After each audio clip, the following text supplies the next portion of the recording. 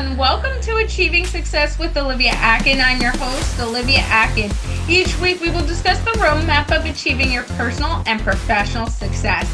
We give you real life stories on growing personally and professionally to achieve your life and career goals with the help of some top-notch guests. Today, we are speaking with Ryan Englin. Ryan is the founder and CEO of Core Matters and a passionate advocate for small to medium-sized businesses in the blue-collar industries. Inspired by his father's tireless work as an owner and operator during his childhood, Ryan has dedicated his career to empowering business leaders. With over a decade of experience in corporate America and as the driving force behind Core Matters, he helps companies build outstanding productivity by focusing on hiring and retaining the right people. Through engaging speaking engagements, workshops, and webinars, Ryan shares his unique insights on process development and positions recruitment as a powerful marketing strategy. His dynamic approach not only revolutionizes business practices, but also leaves audiences energized, motivated, and ready to tackle the challenges of today and tomorrow. You can find Ryan on LinkedIn by searching Ryan Englin or going to his YouTube channel at Core Fit Hiring, or his website, Core Matters, or by emailing him at ryan@corematters.com. Hello, Ryan. It's fantastic having you on the show today. It's a pleasure to be here. Ryan, to start off the show, can you tell me what success means and looks like to Ryan England? Oh, for me personally, success is just creating that lifestyle that so many people talk and dream about. I don't need to own a $1 billion company. I don't need to have 17 different houses. For me, that lifestyle is just getting to spend time with my family, having control over my time, not being at someone else's beck and call, and really getting to enjoy experiences with the people I care about.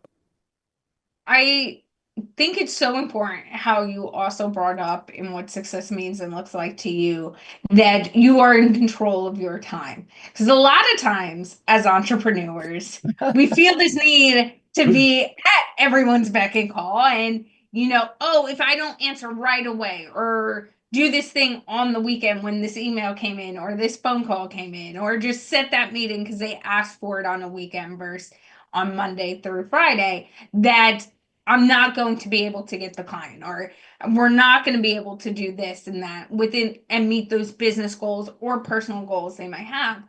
But when you do that, you're doing the opposite to some aspects, because over time now your time isn't yours. You're not being able to dictate. So I think it's so important how you brought that up, because especially entrepreneurs starting out and trying to grow their business, sometimes, I know I've had it, you feel like you just have to give all your time. Oh, and don't get me wrong, I still struggle with this at times. That was one of the work ethic things my father taught me. But I know too that no one needs it as fast as I might think they need it. I can't Mhm. tell you how many times we dropped everything to do something for a client. The client's like, "Oh, I'll get back to you next week." And I'm like, "Wait a minute." And that happens all the time. So, yeah, just being able to really unplug. And that is something I've gotten really good at. When I'm out with the kids, phone stays in the house or in the car, and we're just out enjoying things. I'm not tied to the phone. I'm not tied to any of that. That's a real important part for me. One thing that, because I'm someone who, if through past industries I've worked in, professional sports, corporate, you get this notion of like you have to be available, right? So when Mhm. I started my business, to me, working long hours or 6, 7 days a week wasn't something where I had to adjust to. It was more of a norm already, just because of the industries I'd worked in and just how those industries were set up. But over time, I just realized like the burnout is real when you do that. Especially when all the weight is on your shoulders as a business owner. There's other levels to it. And one thing that had helped me is like people calling me out on it. So like Mm.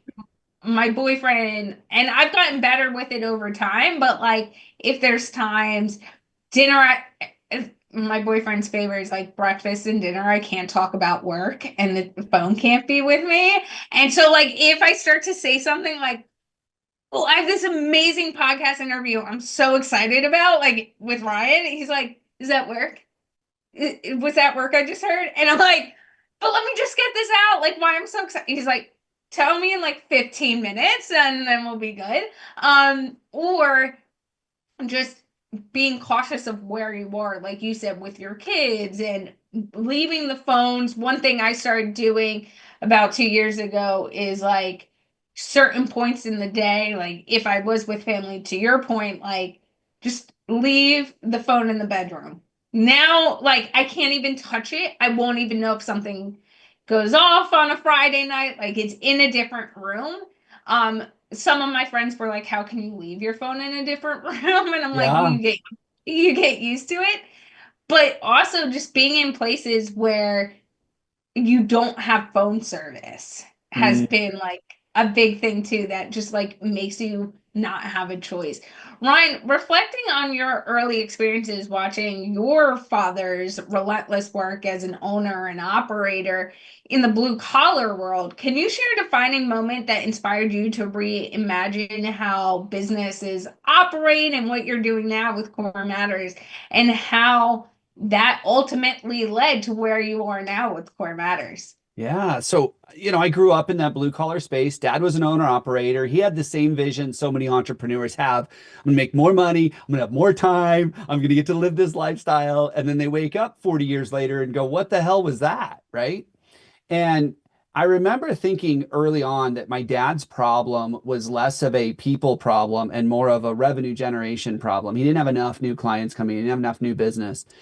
And as I got older, went to college, went the corporate route. So I'm with you on the always on thing with corporate 90-hour weeks. It was crazy. Uh, what I realized was that my dad's problem wasn't as much a marketing problem or a revenue generation problem. It was a he didn't have people he could trust problem. And so Mhm. he was so involved in every aspect of the business. And sure, he had people that could handle that one little piece, but when the big stuff came up, they still needed him. And it was over and over and over again. I watched him go through that cycle. And so as I started working with contractors, because that's what I knew, I grew up around them, I realized that that was their challenge as well, was the people they could trust. And it wasn't that the people weren't out there or that they weren't good leaders. It was that no one ever taught them that it's a simple system that can do this, that can help you attract, hire, and retain the right people.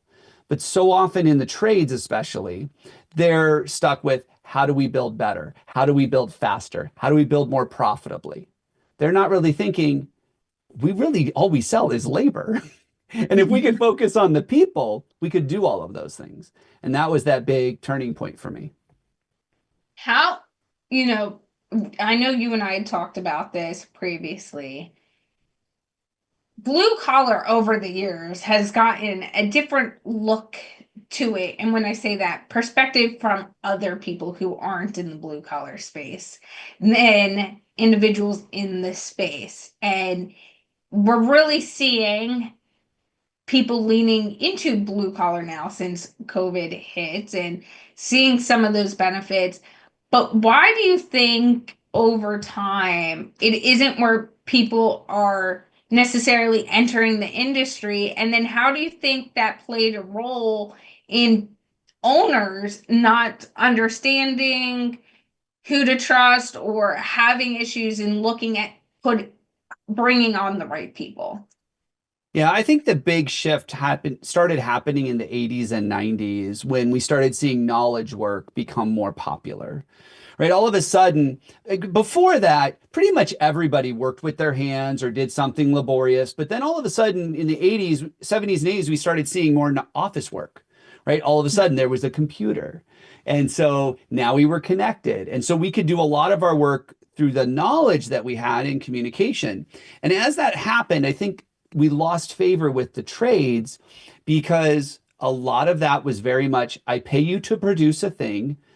I don't care about you. I don't care about your stuff. Leave your drama at the door. And we still hear contractors say that today, right? Like just leave the drama at the door. But I think with what knowledge work did was we put everybody into an office together. We had no choice but to build a relationship, learn how to communicate, be effective in that. I think the office and the knowledge work also what it did was it said, hey, we understand that when you leave your home, you leave your family, your friends, and the things you do for fun. So we need to replicate that somehow. They introduced cereal bars and PlayStations and ping pong tables, right? Like they did that because if you're going to be here, we know it's not just about a paycheck. It's about so much more than that. And so we lost favor in blue collar because blue collar, I think, kind of had a mentality like the newspapers did in the early 2000s of the internet's never going to replace us. Well, it turns out that knowledge work did start to replace that and did start to attract the next generation of workers. And they're like, I don't want to go work with my hands and be unsafe and be treated that way because they heard the stories of mom and dad shared growing up.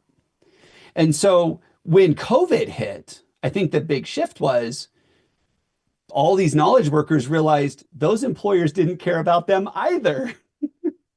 And so now they're like, well, wait a minute, now you guys are kind of equal again. But with the trades, you develop a skill that a computer is never going to replace, right? You develop something that AI is not going to be able to replace that job. And so I think a lot of people are trying to look at the trades now is there's job security there. Yeah, maybe they don't treat me as well, but turns out the office jobs didn't get treated that well either. So I think that's what happened. I think COVID leveled the playing field because it removed that curtain, that pulled back that curtain and said, you know what, this is what it's really like here. We didn't really care about you. We just gave you a ping pong table to pretend we did. And I think it's a great way to like emphasize that because I think so many individuals really believed deep down that their organization was putting them first. And I personally saw that and had that like moment of realization of no matter what I did for my organization or when I worked in corporate and like really put them first before doing these other things or taking, I've hit my 40 hours a week. So like I'm done. We'll sell this on Monday, not at 7 o'clock on a Friday night.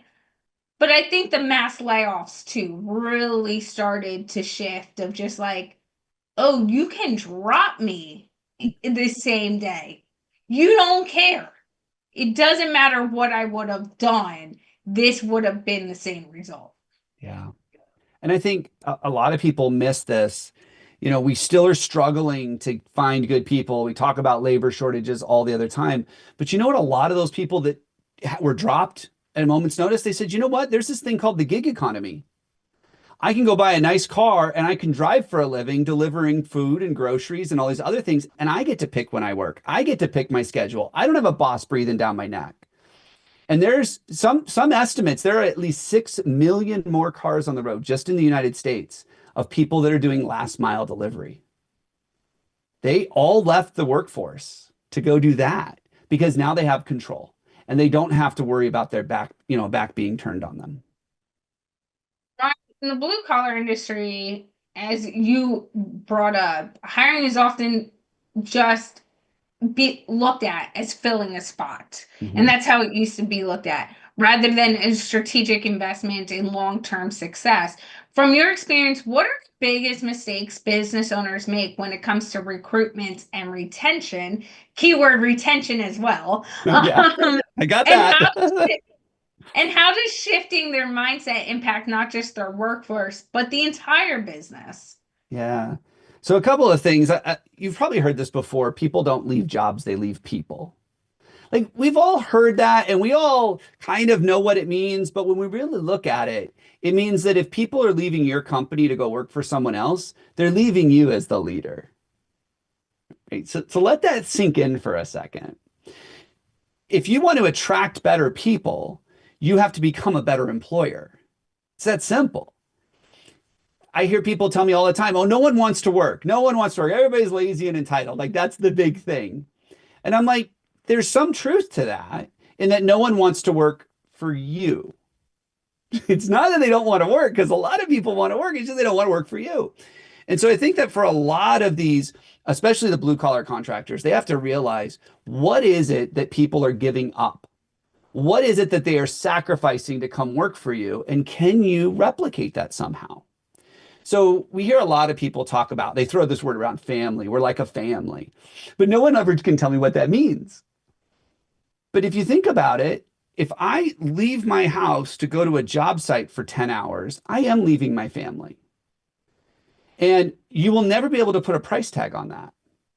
But if you can make it feel like I have a family on the job site that is not going to replace it, but just substitute for a little while, I'm going to stay longer. I have to leave the things I do for fun, or I have to leave my friends. If you can create opportunities for friendship on the job site, I'm not saying people are taking 2 hour breaks and playing PlayStation together, but create opportunities for people to want to go to lunch together or want to take a break together or talk about the weekend together.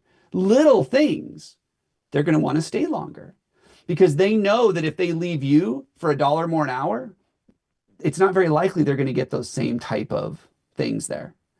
And so if we want to start attracting better, we have to become better.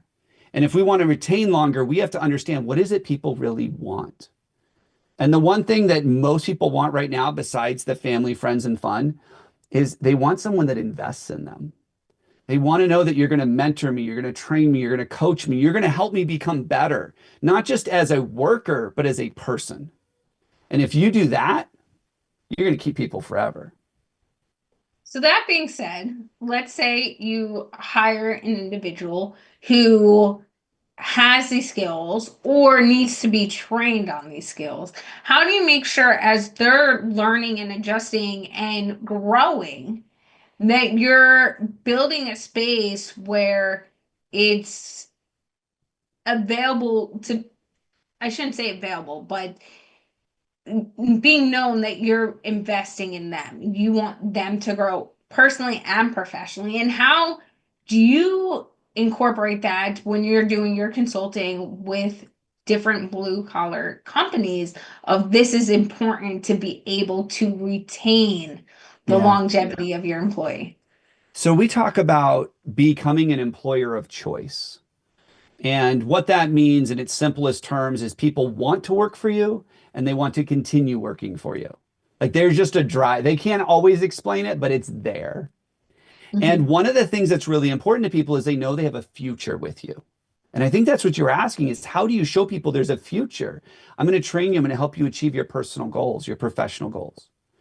Well, the reality is goals are different for everybody. Sometimes those people want to run the company.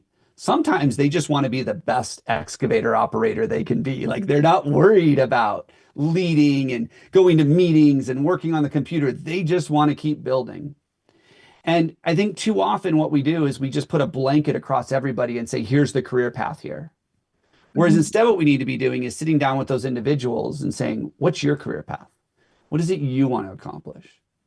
We hear employees tell our companies that we work with all the time, I just want to get out of debt. I just want to buy a house.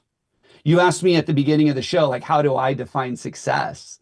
Well, that's all we're doing is we're sitting down with these individuals and saying, how do you define success and how can I help you get there? And we've had companies that have brought in like Dave Ramsey's Smart Dollar to teach people how to personally budget. We've had companies bring in like Babbel.com to teach them a second language so that they can better lead their people. We've had companies bring in other training like Excel or estimating or something so that they can start moving into more knowledge work and away from the day-to-day job site work. But it's really understanding what is success for those individuals and giving that to them, building a career path that's individual to them, not just one that you give to everybody. That being said, when do you have these conversations with individuals you're bringing onto the team? Is it during the hiring process? Is it 6 months into the role? Is it a year into the role? When do you advise the companies you consult with to have those conversations, and how often should they be having those conversations Yeah. with their team members? So I look at it like this, and just bear with me for a second. This might be a little weird, but I look at the employee employer relationship as a relationship. So think about the most common relationships we have in our world. We have romantic relationships, we have familiar relationships, and we have friendly relationships. Let's just pretend for a second that you wanted to get married. When do you have the conversation about the future of the relationship, whether or not you have kids? Are you going to live close to the in-laws? Who's going to stay home, or when should you have those conversations? probably before you get married, right? Make sure we're all aligned. Same thing here. Do you want to grow in your career? Let's have that conversation before we hire them. What does growth look like? Let's have that conversation before we hire them. We call that culture fit. Right? Like if we're an organization that's built a culture around growth and personal and professional development, well, the only way you're going to fit into our culture is if you want those same things. So let's have that conversation up front. Let's talk about what your goals are. Because if you have goals that I cannot help you achieve, what are the odds that's going to be a long-term relationship? It's not very good.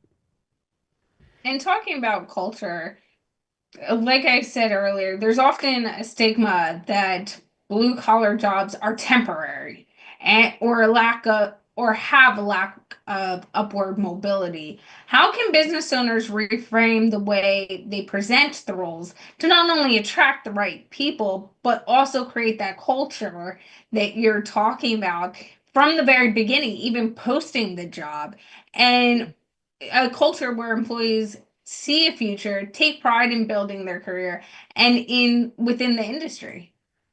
Yeah, again, this is going to be so specific to the individual, but I can give you some kind of blanket things. Uh, you know, when someone sets out to really focus on their career or their professional growth, they usually have something in mind. Like they usually have, I want to be at this level or I want to be at that level. And when you work for a small contractor, sometimes there may not be that opportunity there. And I really think that's kind of where you're going with this question is what happens when you're not growing fast enough to give people these opportunities to jump into another role? And there's a couple of things that we do with our clients. Number one is one of the requirements to being an employer of choice is you have to have predictable growth, which means your organization has to be growing because if it's not, not only is the organization stagnant, but so is my career, right? So let's have that conversation. Hey, we've hit $8 million a year. The leadership, the ownership group is happy at $8 million a year. There's no upward mobility until someone retires or dies. Like, let's just be honest with it. Uh, but for being an employer of choice, there has to be predictable growth because there has to be opportunities for me to grow into. And if you don't have those, I think you need to have a different conversation, which is what is our vision for the company? Because that's another thing we talk about. If my vision is to just stay where we're at, I should be telling people about that before they start. There is no upward growth. But here's the thing, you can come work with us for a year or two. We'll train you on what we can train you. And then we understand in 2 years, you're going to leave us for that next step in your career. And some people won't. Some people might just say, I don't want another step in my career. I just want to be the best at doing this. And if I can do that for you, let's do it. So I think that really understanding what it is that you want out of the business and being able to communicate that vision to people up front and make sure you stick with it is really important to making sure you're getting the right people on your team. And that being said, when sometimes owners feel uncomfortable with that transparency, because ultimately that is a level of being transparent of what you want for your own business, what you want from a team, what you want growth short term and long term, right? All these moving pieces, especially in a time where there's so many shiny objects. I'll put it as the phrase, right? Yep. Oh, you should be here because we're all here. Your goal should be XYZ. And if it's not, that's shameful. In reality, it's not. Everyone Yeah. should have their own goals. Every business owner does not need to sit at a place where they need to hire 500 employees and be in 12 different states and Yeah. XYZ. Not everyone needs to do that. Some people might be happy having three staffers doing everything and being in one town, and that is where they optimize and shine. But how do you work with individuals who are business owners to really say it's okay to be that transparent and get comfortable with that level of transparency, not just with new hires, but also with your team and constantly doing it? I think the reason most companies don't do this is because they don't know for themselves. And so it's almost like they're pencil whipping it. They're like, check that box off, but I don't really want to tell anybody because I didn't really put the work in. But I think when you get really clear on what you want out of the business, most owners that we work with are really excited to share it with people. because they put the work in. They said, I can see that. Like I can almost paint what that looks like and share it with the whole team. But when we're unclear because we haven't put the work in, we don't want to share it because it's going to come across as sloppy or like, did you really put any thought into this? The other thing we have to do is make sure that when we come up with a vision statement and we start thinking about the vision of the company, as the owner, the outcome or what I get from achieving that vision is different than what an employee gets. Right? And so a lot of times what we'll have is owners will say, oh, I want to be at $30 million a year and then I want to exit. And it's like, okay, that's a cool vision, but why should your team care? Because when you hit 30 million and you sell it, they get nothing. And they're like, oh no, when they hit 30 million, I'm going to put 30% of that way and give it to everybody that's been with me longer than 10 years. Like, okay. So now all of a sudden you get them excited about something, right? Like now the vision starts making sense to them. And so we really have to take it down and say, how do we translate what you want out of the business into something that your people are going to care about?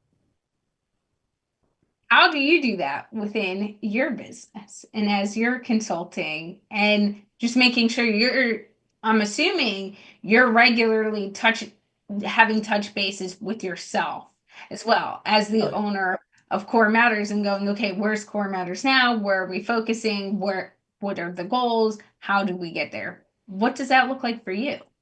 well, I am well, I will say completely. I don't know if my team would agree, but I am transparent with my team. They know what my goals are, they know what we want to accomplish.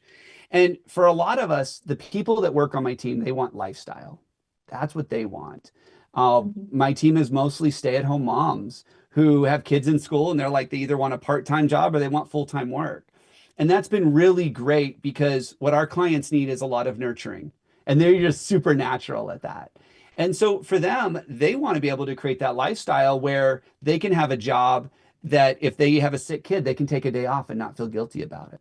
If they need to go pick up the kid at school or it's spring break, they don't feel guilty about it. And so what I'm working to create is that type of environment where people, the work is here to support their life, not the other way around. Like I don't want them to feel like, well, I live for the sole purpose of working for Ryan. Like that's not what I want.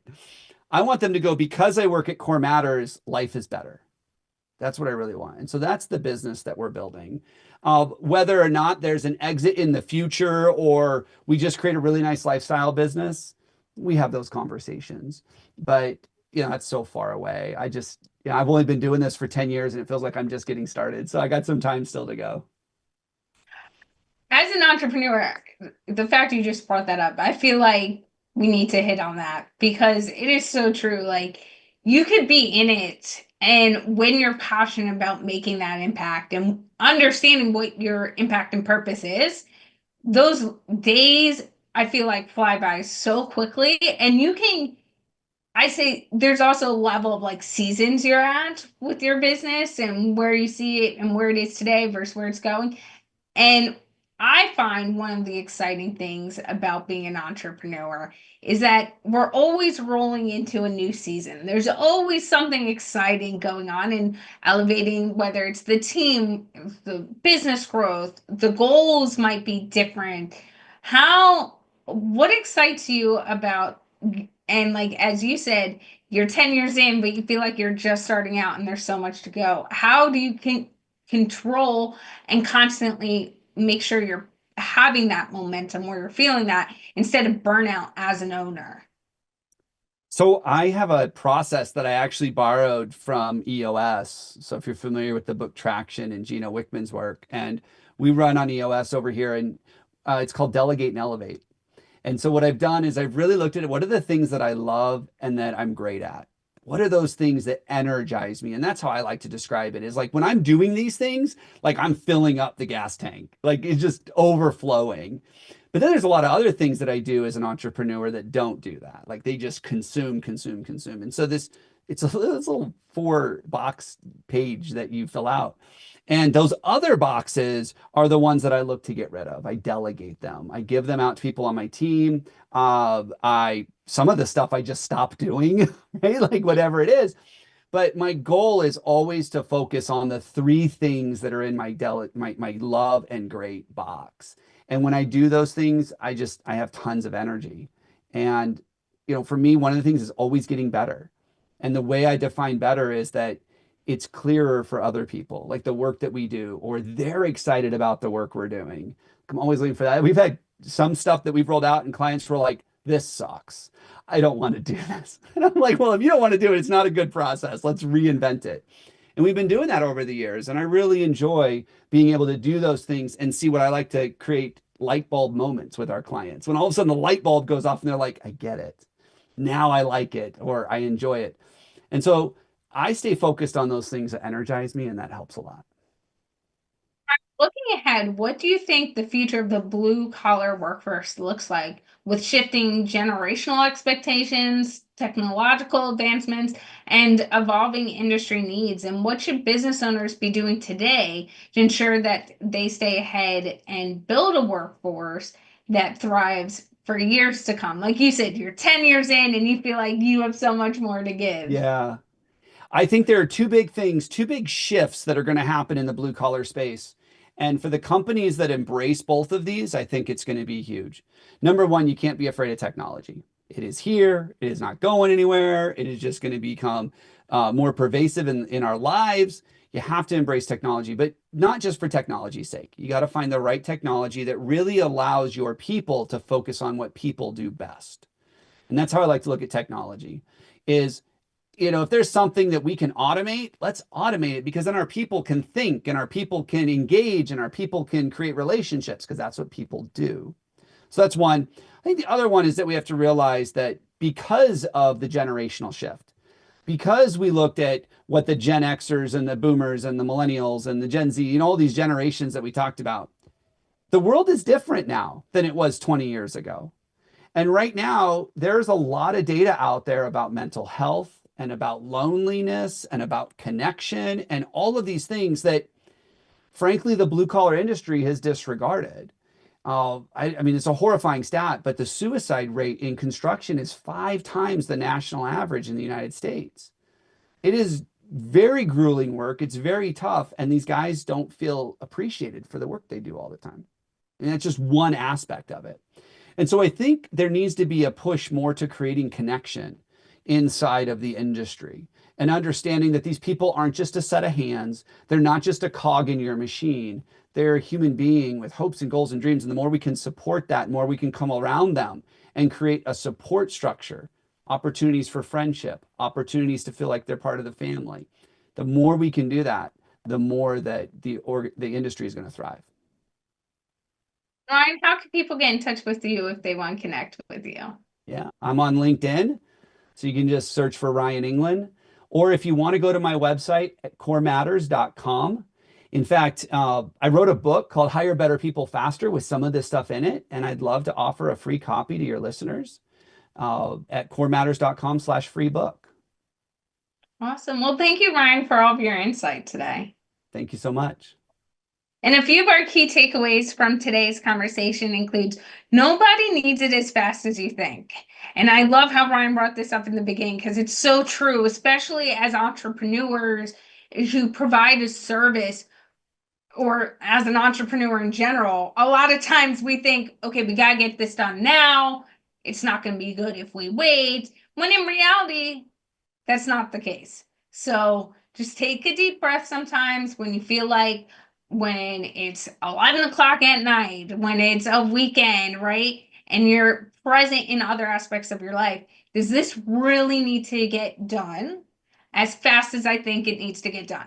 Because to Ryan's point as well, sometimes the answer is yes. But really ask yourself that question, as well as with trades, you develop a skill that will never be replaced. As well as people don't leave jobs, they leave people. So Brian brought up, you really have to look at when there's continuously turnover, why is that person leaving the job? Because in reality, it's not because they no longer want to do the job and be in the industry. It's because the people. So why is it the people? What's going on with the people, as Ryan brought up? As well as when you have a vision for a company as an owner, understand it's different than what the vision is going to be for the employees. Ryan brought up the $30 million exit, and that looks different for an employee, and why would the employee matter that where you want to get, and then sell the company. Break it down and understand when you create a vision, how does that affect, or goals, right? That $30 million exit that Ryan brought up, that's also a goal. Well, what does the goal that you have, how does it affect your employee? And does it need to be written differently so that your employee understands it and drives and impacts them as well as delegate to elevate. And this is a challenge I want to give everyone today as well is, are you delegating to elevate not just yourself, your team, your employees, but also the business? And if you're not, how can you delegate to elevate? And lastly, find technology that helps people do what people do best. It isn't just about implementing technology or being scared of technology. It's understanding how can we leverage technology, especially in the blue collar space, like Brian brought up. This was a great episode with our top-notch guest, Ryan Englin. Thank you for listening and have a successful day.